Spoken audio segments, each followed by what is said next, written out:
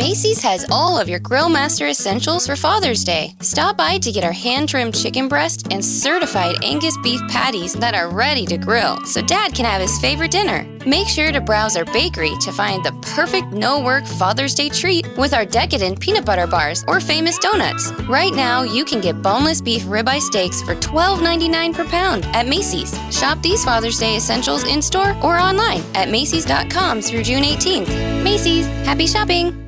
This podcast is for informational purposes only and should not be considered legal, medical, or mental health advice. The views and opinions expressed do not necessarily reflect the official policy or position of the podcast and are not intended to malign any religion, group, club, organization, business, individual, anyone, or anything.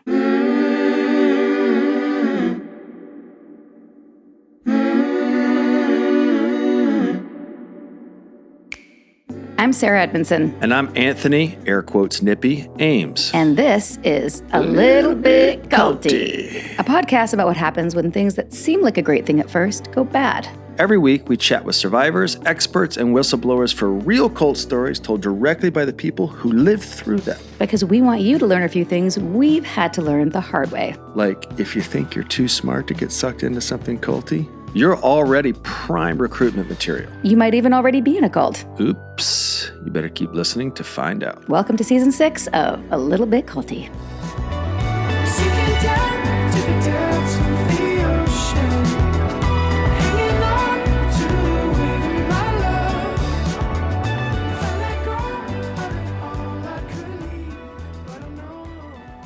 Welcome back to ALBC, everybody.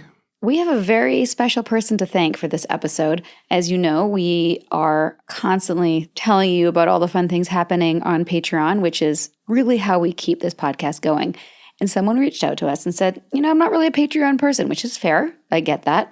But they wanted to support the podcast, and they ended up donating through our website and basically donated enough money, $500, to produce an episode. So this episode is dedicated to our new friend, Joe Metz. Joe Metz, this is your episode. Your thumbprints are on it. And we also sent you a little care package with a book and a hat and all the fun things you would have gotten had you been in the Patreon inner circle, but we feel like you earned it, and we would give you a sash if we could, but we burned those. Thank you for the support in an episode I think is good enough for him. What do you think? The pseudo producer credit. And this is a very important episode. It is. People have been sliding into our DMs and messaging us about this particular alleged cult since the documentary. Well, even before that, since there was a live stream from a concerned family member. Guess what it is? If you are a cult nerd like we are, you will know that we are finally talking about the 7M TikTok cult. So you've been asking for this episode on this cult for a long time. And while internet sleuths can watch these TikTokers in real time, members and ex-members have been reluctant to speak out about their experiences due to ongoing litigation, among other things like shame. Since we don't have an actual survival whistleblower yet, we have the next best thing, a journalist who has actually written on Robert Shin and the TikTok cult, Andrea Marks. She's an investigative journalist, one of the first to uncover the TikTok cult. Her work can be found in The Atlantic and The New York Times. She's freelance now, and we're speaking to her today about some of the incredible reporting she did for Rolling Stone that broke the story. You might recognize Andrea from the Netflix documentary, Dancing for the Devil. That one's about Robert Shin, who started a management company for TikTok dancers. That and his management company, 7M Films, sound harmless enough, but it is culty. People have been worried about the TikTokers for years. Shin allegedly separates the dancers slowly over time, sound familiar, from their families, encouraging them to live on his compound and produce social media content. He's been accused of financial abuse and sexual abuse. Some say he uses religion to manipulate his clients. All of this is alleged, by the way. And this isn't his first rodeo. In the 90s, Shin founded the church Shekinah. It's still in operation and has been sued for culty practices. Former members have accused Shin of intimidation, coercing money from them, and making them work without pay. There's also been allegations of sexual assault, so trigger warning. Andrea has been covering this topic for a while. She's here to tell us about how Shin uses religion to abuse his clients and how a cult centered on social media can still isolate its members. We'll also get into his sketchy business practices and lawsuits. So here it is. Enjoy our convo with Andrea Marks.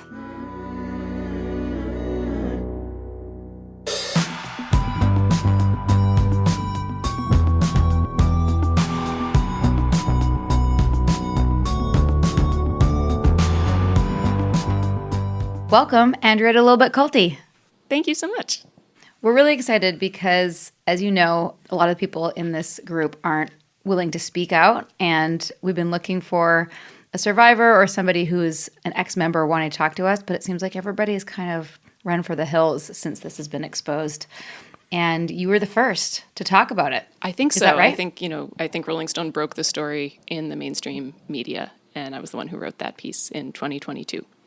Great. Amazing. And how did it come to your attention? Why are we here today? So it was the Wilking family going live on Instagram. That was in February 2022 when the family of Miranda Wilking, who had actually married and become Miranda Derrick, went live on Instagram saying that their daughter/sister, because it was her mom, dad, and sister, Melanie, was in a religious group that was preventing her from being in touch with them.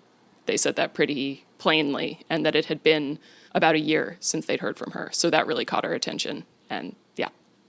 Absolutely. I don't know if you know this, Nippy, but that's when it came on to my attention too, because I guess many followers of hers who know what we do sent us that live stream. And we watched, actually reached out to her and said, if I can help in any way, if you need help, resources or support, please let me know. So we, DM'd a little bit, but after that, I wish they had taken our help.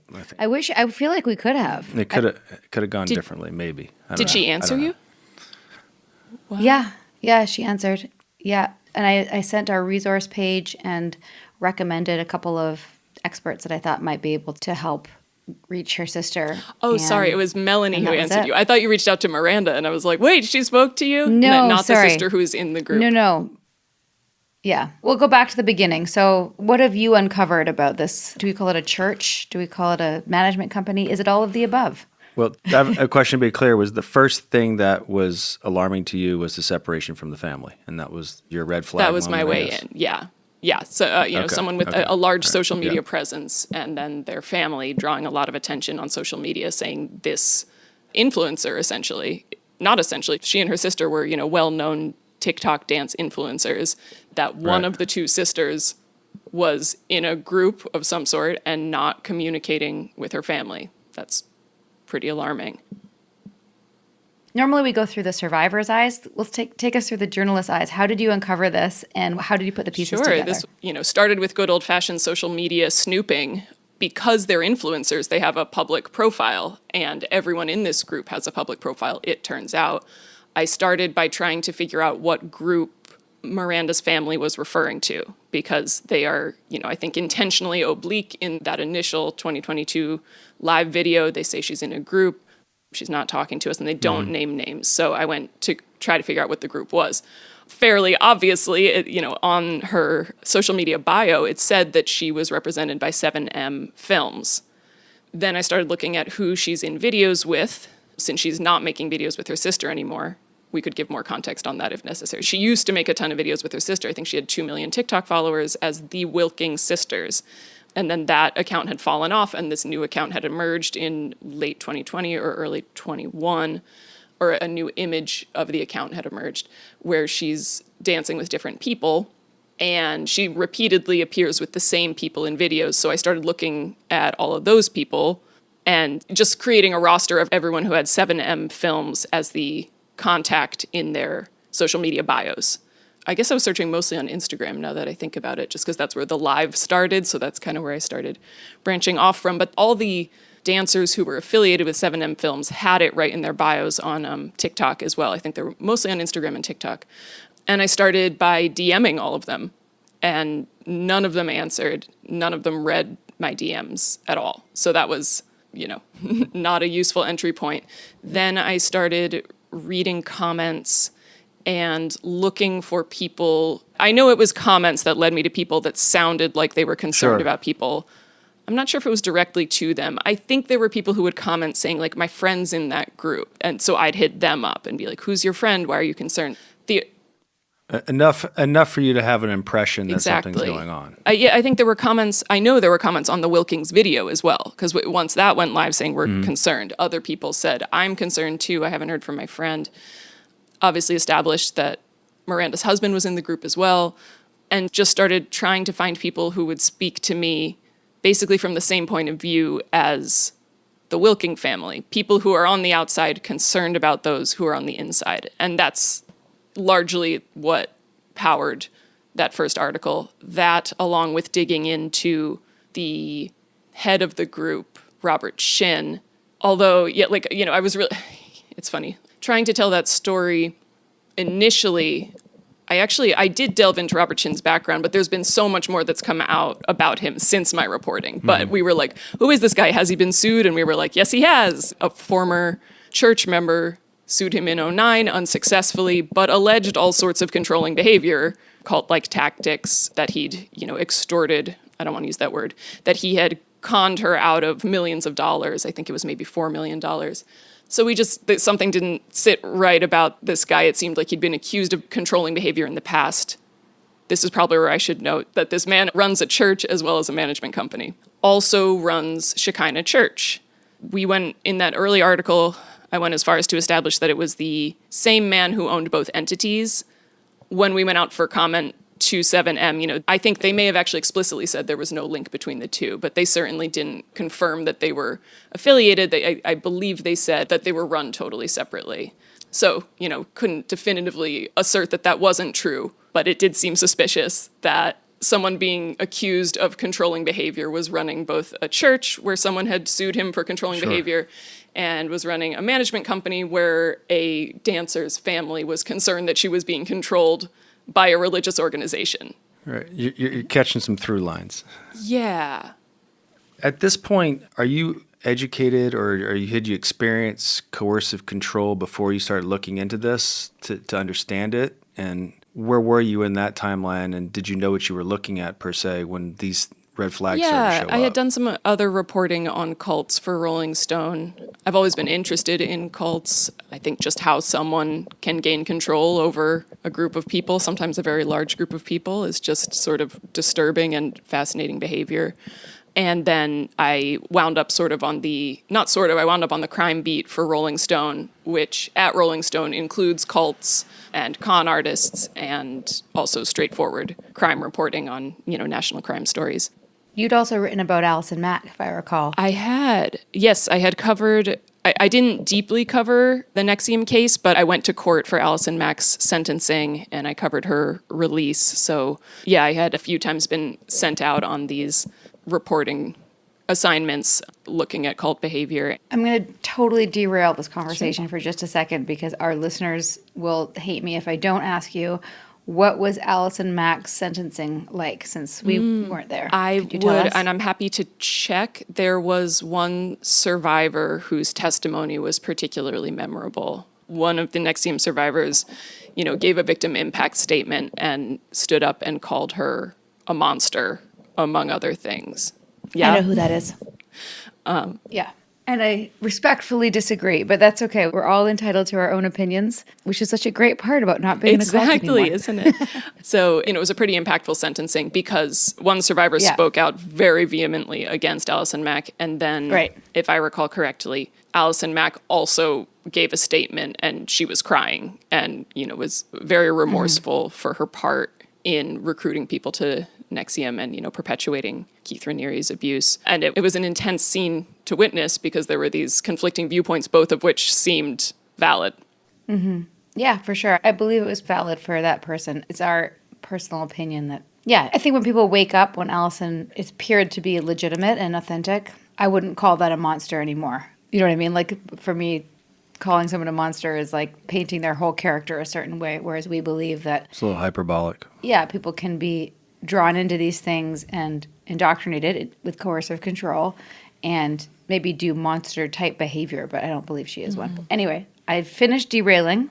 Yeah, where were we? We were talking about, Nippy had asked if you knew what you were looking at in terms of coercive control and cults, and now you're putting all these things together, you're researching. Well, she has a filter for what she's looking at, right? Yeah.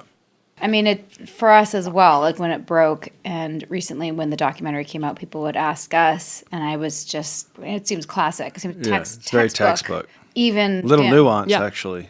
Yeah. And even down to the responses of the people who were being accused of being in a cult, which is exactly what we said when we were in a cult, when people were questioning us, I'd say, look, I'm happy. I have a new home. I'm married. I have everything I want. What's the bad thing? Which is what we were trained to say. And that seems to be pretty consistent with the people still in it. I remember Yeah. Were you able to talk to anyone who was still at the time, involved? no one who was involved, but they were putting out videos responding to the Wilkings Live. Right. So a couple members, other dancers were joking about like, oh, they say we're in a cult, but we're really happy. And Miranda put out some pretty memorable videos. I remember she was doing something Monday. Oh, she was reading Bible verses on a live, I think. And she was saying, she was responding to, users reaching out, and she was saying like in a very calm, quiet voice, no, I'm not in a cult. I'm in a house, but I'm not in a cult. And I think she might have said something else like, I'm in something else, but not a cult. And just sort of this very gentle presentation in front of a camera that, not surprisingly, there was just a social media frenzy around this. In addition to me trying to get some reporting done on it, everyone was freaking out. Because it's hard to ignore that sort of public access to what's going on. It's got like amateur sleuth all over it. Right. Like, well, we want to find out like, it's reality people TV. were like, oh, someone might be holding a gun to her head, which of course speaks exactly against what coercive control is. It's all speculative what was happening on a video like that, but there were commenters saying, oh, she must be being held against her will. Someone might be pointing a gun at her. And of course, people who know about coercive control and the way high control groups work would say that's usually not how that works. Probably not a gun, but that doesn't mean that she's not in an unsafe situation or that she isn't being coerced in some other way. Which all points to why it's so hard to get people out of those situations, why it's hard to prosecute cult leaders, et cetera. The gun is metaphorical and hard to nail, right? It's hard to identify. Yeah, unless you're an expert or you've gone through it or watched a million cult documentaries, it's hard to really understand how that metaphorical gun works and how the pressure is slowly introduced over time. But one thing I hadn't fully wrapped my head around, and I see this with the TikTok cult and also with, I don't know if you followed Bethany Joy Lenz, we're going to be doing an interview with her about her time in One Tree Hill, and she's recently written a memoir about her time in a Bible study cult called the Big House Family. But her story is so similar in that in the moments where the people around you are being like, is this a good idea? And like, are you sure? When you're young, there's this element of like, as you're individuating, I know what I'm doing. Yeah. I'm an adult. Like, how dare you question my intelligence, which, is sort of which fair. Needs questioning. But also needs questioning. And I know that I certainly did that. And when I'm reading Joy's book, people around her are saying, is that a good idea? Are you sure you want to give that much money from your earnings to this church to buy a used motel for their congregation? Like, are you sure about that? She's like, of course. Like, I know what's best. But really, when you're in your early 20s, you kind of don't, unfortunately, unless you're, I don't know, been out on your own for a while. Like, you may be intelligent, but you're not worldly yet. Or I don't know. What do you think? Well, you can be intelligent and make bad decisions on a false premise. Yes. Right? Like that goes on Yeah, all the time. and I also remember talking to a cult expert at the time when I was reporting this story to ask about like convincing, and I know you know all about this, convincing someone to leave and telling them that they're wrong, that's all very insidiously, that's all stuff they've already been versed on how to handle. Like if someone asks you this, then you know they're wrong and you have to tell them that. Yes. Yes. When I was watching the documentary about the TikTok thing, the one thing I wish I could have been there with the parents has been like, just give them pause. This is kind of a waiting game. And if you give them anything to resist, they're going to do it. And I felt like their move was a little aggressive, but No shade. I can't. Look, I don't know what I'd do if my kids But that's the whole thing. Like, Yeah. you never know how you're going to handle a situation until you're in it. And if someone was doing that with my kid, I can't say I wouldn't be at the door with a baseball bat the next day. Do you know what I mean? So it's not a criticism. I certainly do that, but I just know that the results of that normally don't go well and delays any sort of awareness that they're going to have potentially. Unfortunately. I think it's so scary for people to realize that you can physically go to the place and that you still can't, quote unquote, get them out. It's like, surely you can. Go pick them up. Tell them they have to go. And it's not the first example that I've heard since doing this reporting. I've heard from other people that my loved one is trapped in this group, and they'll go to the group where they think that they could be located, but that doesn't mean that you can separate them from the beliefs they've been indoctrinated into. It's very scary. Mm-hmm. This podcast certainly would not be happening without our amazing, supportive, generous patrons.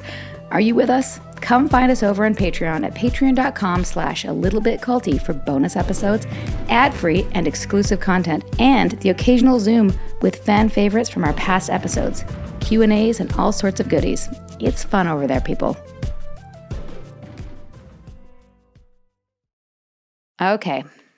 Reality check. School is back in session, and I'd be lying if I said I wasn't feeling the pressure. From new pickup schedules to football season for both kids picking up again, keeping track of everyone's location and schedule is a full-time job. But you know what's keeping me calm in the chaos? Life 360. Life 360 is a family connection and safety app that lets you track your family members' locations in real time. It helps me coordinate, communicate, and create peace of mind. Forget the constant "where are you" and "did you make it" text. With Life 360, our family can share our locations seamlessly. When I flew back from New York the other day, Nippy used Life 360's landing notification, which sent him an alert the second my plane touched down. Because I had to know. I also love linking it with Tile to keep track of my car keys. No more searching. Now I just ring it from the app and find them within seconds. Life 360 gives me peace of mind in the palm of my hand, knowing where everyone in my family is at any given time. Yes, please. Anything to help me decrease that mental load. I guess we both have a mental load, babe. It's not just me. Just realizing that, aren't you? There are even more tools I can't wait to explore, from location safety and emergency assistance to driving and digital safety. I know Life 360's got our back. Coordinate the chaos of back-to-school season with Life 360. Visit life360.com or download the app today and use code CULTY to get 1 month of the gold package for free, plus 15% off all tiles. That's life360.com, code CULTY. Kia ora, I'm Anke Richter, who wrote the bestseller Cult Trip, and I'm bringing you an exciting event. Get ready for Decult 2024, the first cult awareness conference in New Zealand, happening in Christchurch this October. Are you worried about a friend or family member who's in a group that may be causing them harm, or do you have your own story? Then join us for a weekend with experts from around the world, where those who've left culty groups can share their experiences and meet professionals who can help them. Head to our website decult.net for all the info.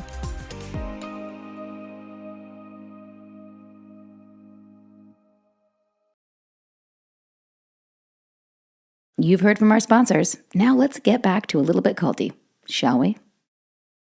It is Totally. scary, yeah. And the more that you're sort of amped up is just further proof, and this is often like part of the indoctrination from the leadership. You see, your so-called family doesn't have control over you anymore, and they're scared and they're trying to get you back, but you're an adult. You can live your own life and you don't have to, so like they've been trained to see their parents as doing things that are bad when they're actually just showing them that they love them and trying to get them out of a bad situation. Yeah, they play into the cult leader's hands. So right dark. into it. Yeah.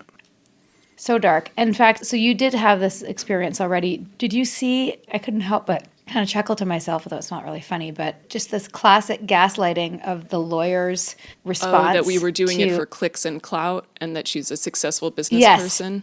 Thank you. Can you explain how that's classic gaslighting? Yeah, they said, when we reached out to 7M before we published the first article, they said, Miranda Derrick is a successful businesswoman and a loving wife and daughter who cares very much about her family. It is pathetic and contemptible to try to turn her private family matters into a tawdry public scandal for clicks and clout. Oh, man. Yeah, who are they trying to gaslight with that? I think they're gaslighting the people they're accusing of turning their private scandal into something public. I guess that for was clicks me and and Rolling Stone then. Yeah, they were trying to intimidate us. Yeah. Well, you and the family are just creating a big scandal for clicks and clout. Well, it turns you guys into the perpetrators. Yeah, it makes it your issue. I'm Putting it rubber, back you're on you. glue. Yeah, you say we're doing that Yeah. we're taking advantage of them to Yeah. build this social media business. But I think it's you all who are turning a private family matter into a whatever. And they leverage a righteous institute like family, right? So they'll say, oh, the family nucleus is something you're attacking with your reporting, right? So they turn it to a moral high ground. There's a whole gymnastics that they do. It's performance. It is a performance art. Yeah. In a lot of ways. Yeah, it happened also with us. Like before Keith was put into jail, and I had been public about the fact that I was branded. Actually, it was Allison Mack, apparently, and others who said that I was just being overdramatic and that I was an out-of-work actress looking for attention. So that's Well, you got it. I got it. And you were a great actress. I'm a really good actor. Faked being branded, faked the whole... So yeah, it's just classic Darvo. Deflect, attack, reverse. And that's victim what Robert repressor. Shin did in his lawsuit when he's on the offensive against his followers. That's the sort of just like brutal, like that's so mean what you just described. Like, oh, just an out of work, just an out of work actress. And he called people like spurned lovers because I spurned her. That's why she's so hostile to me. Really, really Classic. Right. Well, that's a good segue to our question. In a lot of these cases, the perpetrators, the real perpetrators, have managed to somehow use the institutes of accountability in their favor and actually protect themselves as abusers. How did you find that he was effective in being protected? How did he use the legal system? How did he do all those things in order to protect himself and maintain the victim status? Yeah, I mean, I want to speak carefully because court cases are ongoing. Yep. There are allegations, there are rebuttals to those allegations, there are countersuits. There's a big messy lawsuit right now with dozens of parties involved. So yeah, to use like the language of what we can prove, because the fact is like it's really hard to prove someone is in a cult. Right now there are the claims of the family members, and then there are Robert Shin's claims. And Robert Shin, I'm not sure we've totally talked about that. He founded Shekinah Church in the 90s. He claims it's, an institution like many churches, would say, like, we're here to do good. We're sharing the gospel of the Bible with people. And we happen to have many for-profit businesses where we employ our congregants and we help them earn money and have fulfilling lives. But then when people say, as they have in a couple different lawsuits, there was one, an unsuccessful lawsuit from 2009, and then an ongoing lawsuit in 2022 are the two main ones that I know about. I would believe there are others, but those are the two that I've reported on. People have claimed that he's, to put it briefly, that he's controlling their lives, that he's economically controlling them, physically controlling them, affecting their health, I think blocking people from getting COVID vaccines, forcing them to work without pay for his companies. Then he will go on the offensive, really oftentimes suing them. And it's an extremely complex legal mess. I think he actually sued people first in 2022, or like in the most recent lawsuit started because he sued some former church members saying that they were conspiring to defame him. Like he got out ahead of it, saying like, they're calling me bad, but they're the ones who are hostile towards me when I was just trying to help. And one of them was spurned by Robert Shin, wanted to be his lover, and he rejected her. So, the sort of painting the picture of the jilted woman. And yeah, again, just sort of the like, I keep wanting to say like, I know you are, but what am I? It's the like, no, all the things that you say I'm doing, you're doing, like you're trying to, I think he accused them of extortion. Like they're trying to take my money. They're hostile to me. They're trying to defame me. It's all consistent. Yeah, that sounds about right. Yep. Yeah. There were lawsuits against Keith, too, when we were still involved, and he said the same thing, jilted lovers. Preemptive, too. And, naturally, she was just in love with me. And, since I'm celibate, I couldn't attend to her needs. Gross. Going back for a second, because as you probably know, we normally follow a survivor in and out of a group. And one of the things that we always try to cover is, what was the hook? Like, why do people join this group? When you look at it now through the eyes of something like Dance Before the Devil on Netflix, I actually thought they did a great job about painting that hook. Yeah, they did do a good job. Yeah, I could really imagine, I'm not a dancer, but I am an actor, being in Hollywood at the time, especially if I didn't have family there, and being offered a community and a home and roommates and all of those things. I am a community junkie, especially. So I could totally see the draw. And it's also very glamorous. Like, they tick a lot of the boxes in terms of what they provide. So I can see why it's hard for people who are in to see the negative, especially if they've also bought in to the fact that they have a connection with God right on top of that. Despite what 7M has claimed, according to the dancers who have since left, the church and the management company were quite intertwined, that anyone involved in the management company was also going to church services led by Robert Shin, the head of their management company. But yeah, to what you said about the hook, I mean, yes, in this case, they were, I would be inclined to say, preying on the vulnerabilities of people in the performing arts world, which is a notoriously difficult world to break into and to make a living at. So they were offering stability and a paycheck and creative freedom to these dancers. On the documentary, some dancers said things like, "We just had to dance. That's the dream." But they found a way to, according to the dancers' claims, take advantage of that very specific dream. They just wanted space to pursue their creative art form, which was dance. And this offered them that with a side of religion. So they did have to find people who were open to that. And they did find, some spiritual people who were eager to study the Bible alongside pursuing their dance. And man, yeah, and then it's that's where it stops making sense, because somehow then they wound up totally in control of their finances and their time and where they lived and who they spent time with. And I think they were taking at least 30% of their paychecks, maybe more. I can't. Wow. There would be special donations. I don't know. We could get into the finances separately. But yes, the hook of the career in the performing arts would be very compelling. Yeah, and at a certain point with that plus the God element, and then with understanding the sunk cost fallacy, they've invested so much, right? They've probably burnt a lot of bridges. Like with Miranda, not only is her husband in the cult, who got there first, right? Now she's publicly kind of staked her claim. It's going to be much harder to go, oh shit, I made a mistake. Yeah. That takes a lot of courage, and it took us a long time to see what we eventually saw. So I hope that she can.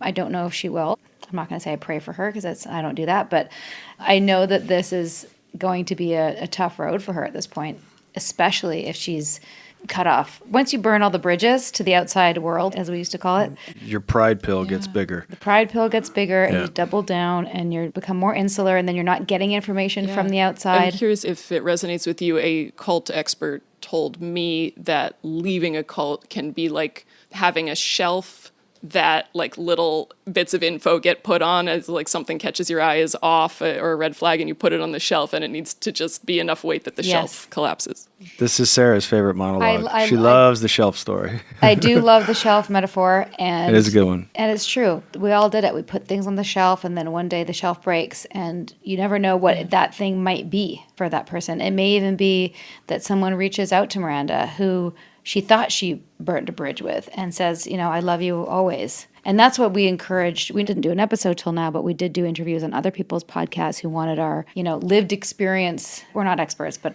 experts with lived experience. What was our perspective? And I just said, don't, leave her alone. Send her love. Send her lifelines. Stop judging her. Stop telling her she's in a cult.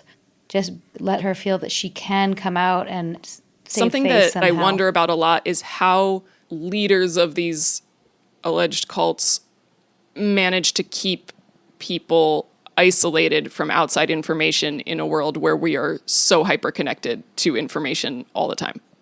Well, I think it's different for us than it is now, because when we were in, social media wasn't as prominent, at least at the beginning, definitely by the end, because we were there from 2005, 2017. I think depending on the group, leaders are literally isolating people on a compound without access, without phones or whatever. But now with something like this, obviously they're deep in their phones. I think it's more of a mind game then. And at least with Keith, he would say things to us like, don't read the article because it will change they called it thought object of me. And that's violent. And we were an anti-violent organization. So they had all these ways we would feel bad if we went against that, because we wouldn't want to change our thought of Keith. You know what I mean? So there's ways that he had built in to protect him from us reading anything negative, because that would be dishonorable, and we didn't want to be. We were trained to be honorable, right? Am I missing anything? The distinction is we were trained more to dismiss it than not look at it, if that makes sense. So you're not going to control all the information, but when you get information that's personally to what you think you're doing, your self-image, those things aren't something traditionally we as humans go, oh yeah, I'm not who I think I am. And those are hard for us to take in. It takes a certain kind of person until. And so I think what he's done successfully, he's basically helped them predict what they're going to see and then train them to dismiss what they're going to see. Yeah. So when they see it, they go, oh. He told us this. Yeah. Like I remember Keith saying, of course the media is going to come after him because he's teaching ethics and he's trying to change the whole trajectory of humanity, which is there's bad people out there and he's trying to shine light on that. So of course the bad people are going to push back on him. And what's the worst thing they could do? They could call him a pedophile. That would be the worst thing. So when they called him a pedophile, we were like, there you go. That's the world pushing back on Keith being a humanitarian. He got ahead of it too. It's wild how seamless the control can be from a compound in Guyana, when you think of Jonestown and you're like, oh, well, of course he took everyone away from everyone they knew. And then it still works in the social media world. It's mind control. Yep. Yeah. It's a different type of isolation. It seems like the isolation that he's putting these people through is partly through them feeling superior. It's an emotional isolation. Like we are the ones who have this path to God. Like I heard him in those videos in the documentary. I highly recommend everyone watch the documentary.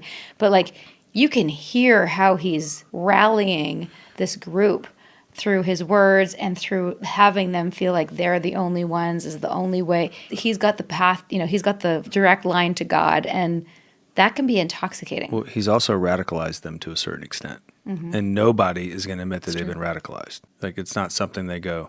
So it's low-key radicalization overtly, and probably closer to him, it's more overt, I would guess. And then once you're radicalized, I think it's the precursor to making some really bad decisions or waking up, and I think. Speaking of radicalized, can you tell us about what 7M comes from? Like, what did you learn about the Seven Mountain Mandate? One of the questions I was exploring in my early reporting was why it was called 7M.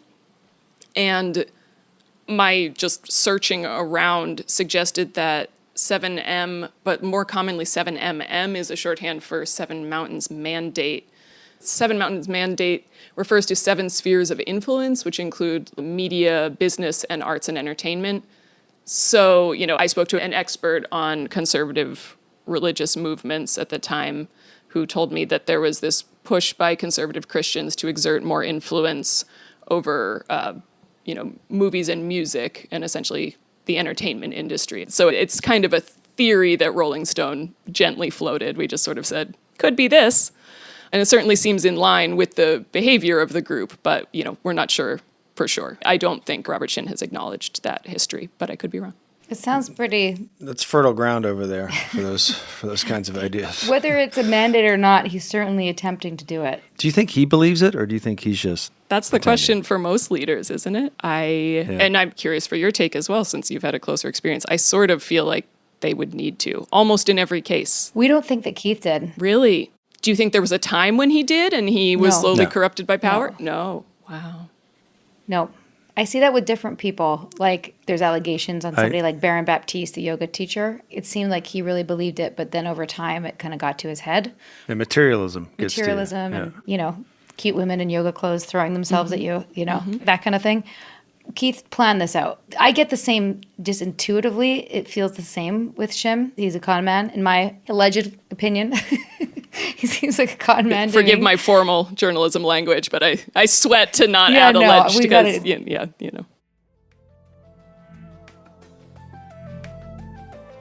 For more background on what brought us here, check out my page-turning memoir. It's called Scarred, the true story of how I escaped NXIVM, the cult that bound my life. It's available on Amazon, Audible, and at most bookstores. And if you want to see that story in streaming form, you can watch both seasons of The Vow on HBO. Okay.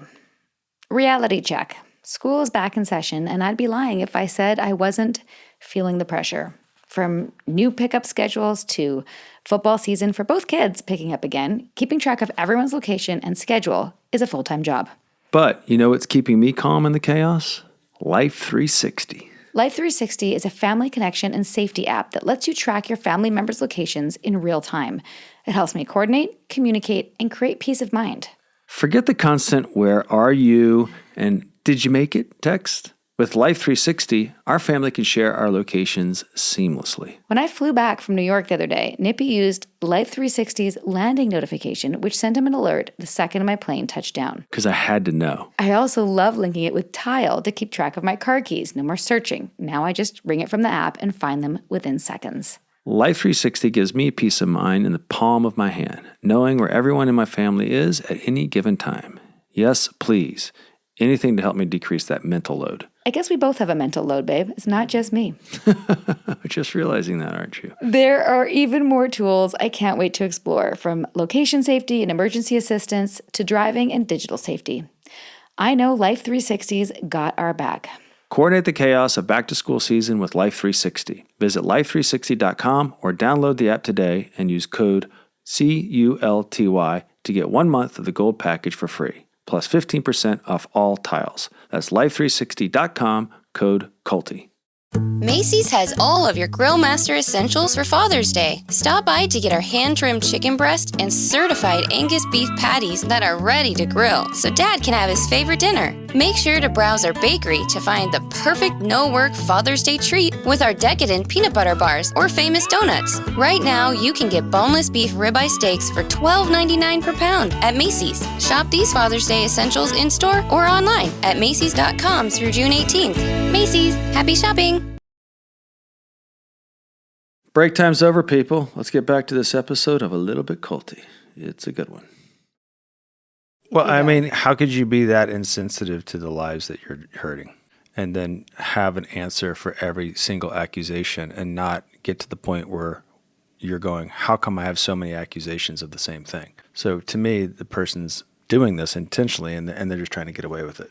And they think they're smarter, and there's a lot of ego that comes into it, and that's where I kind of tap out with my expertise. But I just think if you're at a point where you're hurting one person, if one person came to me or you with those accusations, I'd pause. I'd pause my life, right? These people just press on. Yeah, it's a completely fascinating question and such a hard and like sad question too. I don't have much to any sympathy for cult leaders, but it's like, what if they're a narcissist? Then what amount of sympathy do we have for narcissism as a personality disorder versus the way you behave? That so many times it boils down to questions of what is evil versus what is illness. And well, one of the things that gives them their strength is that people like us give them the benefit of the doubt. Yep.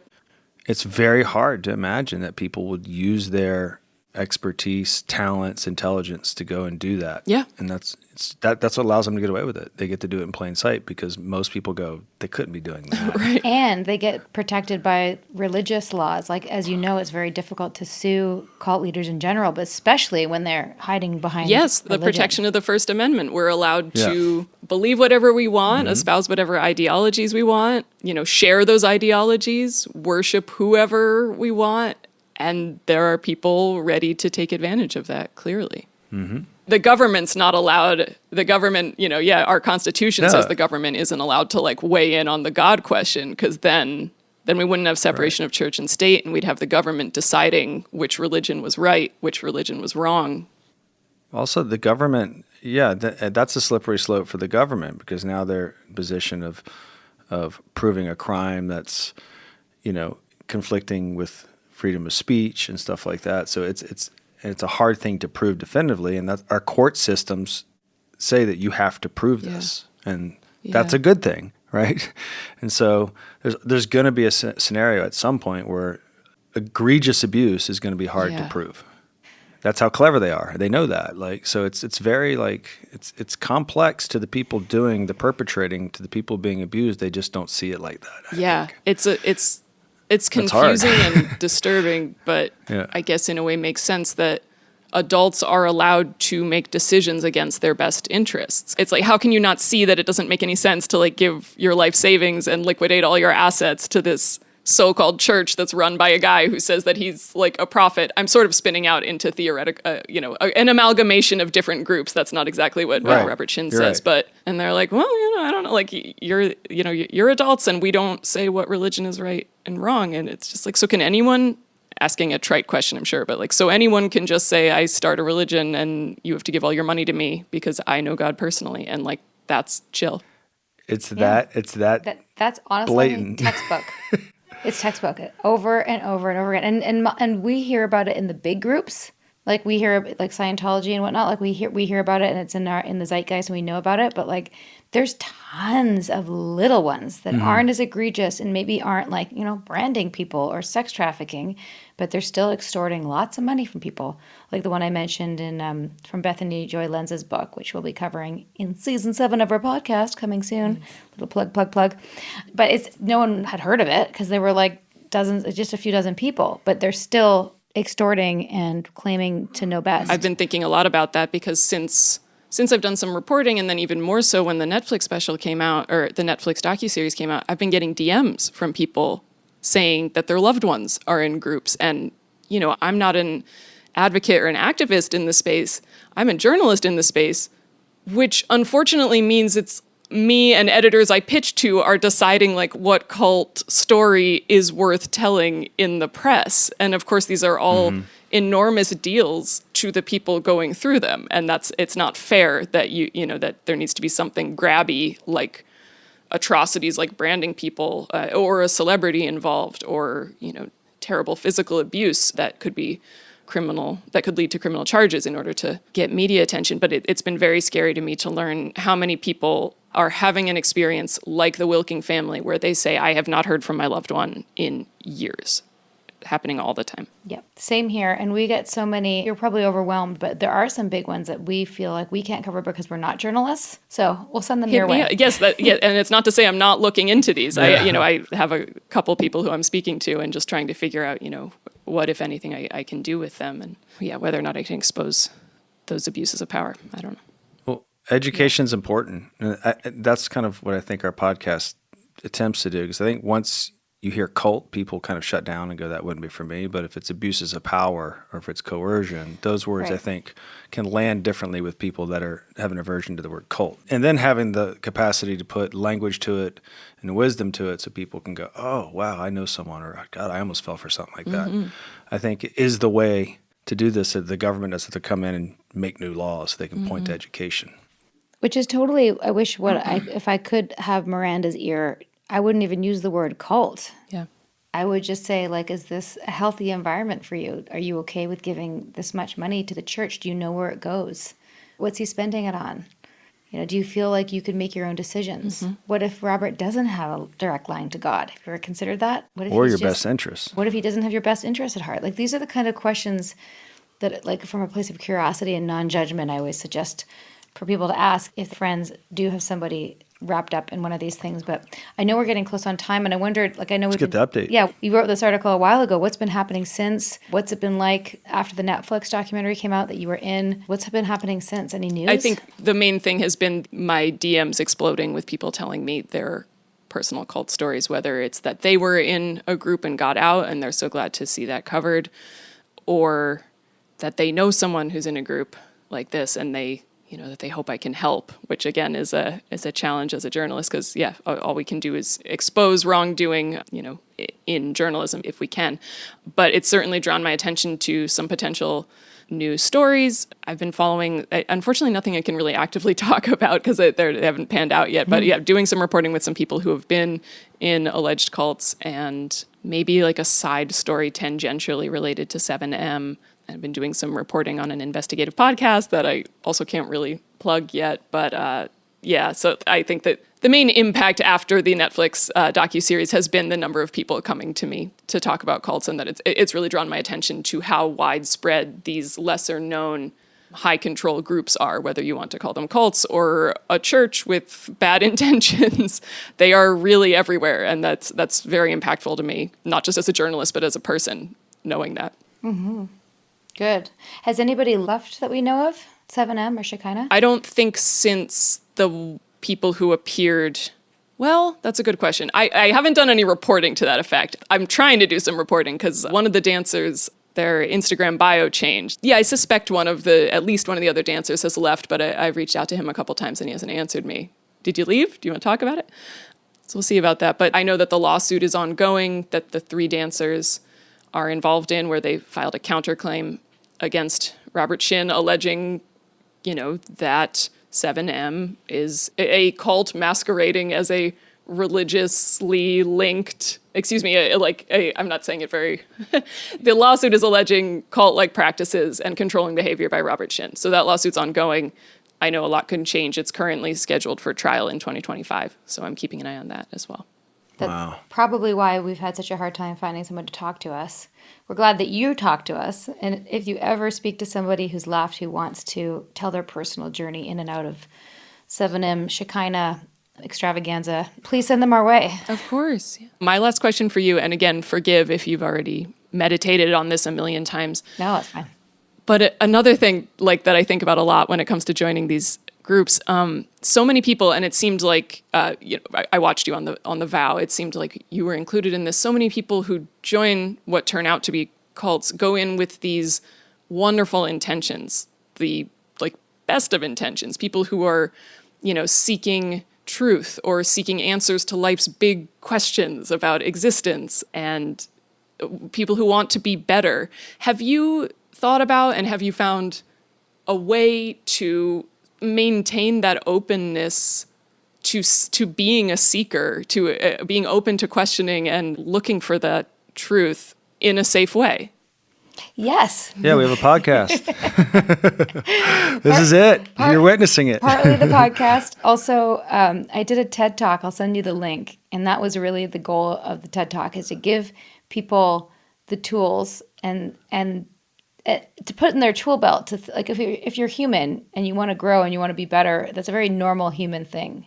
How do you have a spiritual path, or how do you do any sort of professional development and not get sucked up into one of these things? You have to have the tools to seek safely. Safe seeking. So that's Yes, and that's basically knowing what the red flags are, and also knowing what the green flags are. And this is going to be a whole chapter in the book, because we don't want people to stop growing and stop learning and seeking, myself included. I mean, I was definitely a little jaded for a bit, and any invitation to anything that was in a group format or even had a whiteboard at the front of the room, I was very much allergic to. But I like people, and I like communities, and I'm still finding my people. So I have very specific things that I tell people. And one of the things is, go ahead on those journeys, but and take tools from different people and put the tools in your tool belt, but don't make the tools your life. Don't dedicate yourself to a particular one path or one man or one guru or woman even. It doesn't, nobody has all the answers. Wisely said. And I definitely want to watch that TED Talk, and I'll look forward eagerly to your book. Where can people find you? I left Rolling Stone to go freelance last year, so I'm a freelance journalist. That's in part why I have so many projects that are in process. But I am on Twitter under my name, and I'm not a huge social media girly, so that's... Not on Instagram? No, my Instagram's private. It's just me, me and my husband and cats. So that one's not part of my public profile. But yeah, mostly just Twitter, where I share That's fair. The stories I intermittently work on these days. Well, I'll just say thank you, Andrea. It's so nice to meet a journalist who understands the complex nuances of high control groups and coercive control, and it's teamwork here to get these get this education and information out there. So keep it up, and thanks for doing that work. Thank you so much. Thanks for having me on. Thank you, Andrea. You like what you hear? Please do give us a rating, a review, and subscribe on iTunes or wherever you listen. Every little bit helps us get this cult awareness content out there. Smash that subscribe button. You know what to do. Well, I'm so glad we could finally do this episode. I hope to do another one down the road with a survivor, but we are thrilled that Andrea could join us and that we could finally talk about this cult that is actually unfolding right in front of our eyes. It's also fascinating for me to see how much we still need to educate people on what these precursors look like before it gets culty. And it's so fascinating that a cult can be so visible and viral on TikTok and still enacting the same old coercive control playbook. Yep. Yeah, you could still isolate and indoctrinate, even in this age of social media. And one thing we didn't really get into that I meant to bring up is, when I remember when we were watching the series, is thinking, why don't they get them on forced labor charges or tax evasion? There's got to be some similar tactic that the prosecutors could use to get them either through RICO or sort of the standard way, because as we all know, coercive control is not illegal here yet.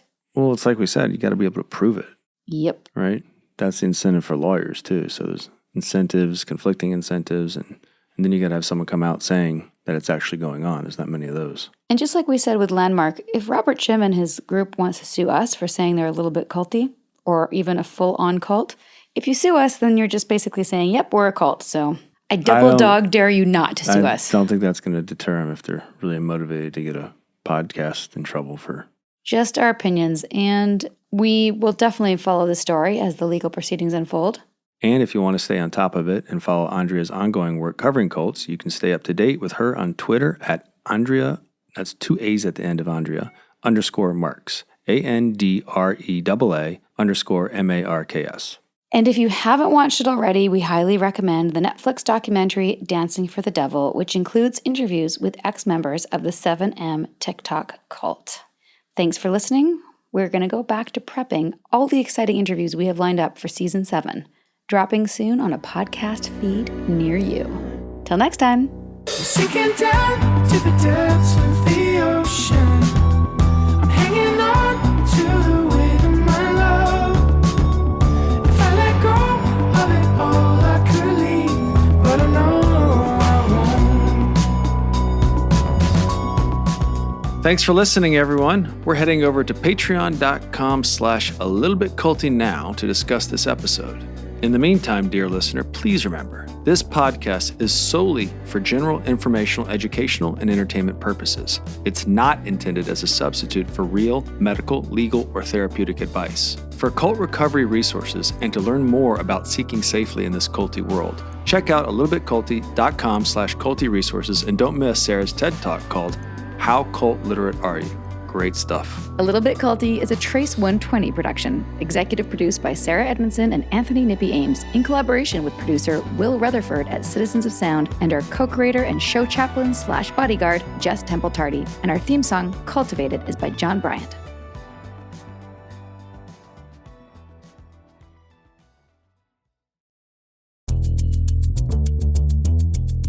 Okay, it's official. We are very much in the final sprint to Election Day. And face it, between debates, polling releases, even court appearances, it can feel exhausting, even impossible to keep up with. I'm Brad Milkey. I'm the host of Start Here, the daily podcast from ABC News. And every morning, my team and I get you caught up on the day's news in a quick, straightforward way that's easy to understand, with just enough context so you can listen, get it, and go on with your day. So, kickstart your morning. Start smart with Start Here and ABC News, because staying informed shouldn't feel overwhelming. Hey moms, looking for some lighthearted guidance on this crazy journey we call parenting? Join me, Sabrina Kohlberg, And me, Andy Mitchell, for Pop Culture Moms, where each week we talk about what we're watching and examine our favorite pop culture moms up close to try to pick up some parenting hacks along the way. Come laugh, learn, and grow with us as we look for the best tips. And maybe a few what not to do's from our favorite fictional moms. From Good Morning America and ABC Audio. Pop Culture Moms. Find it wherever you get your podcasts.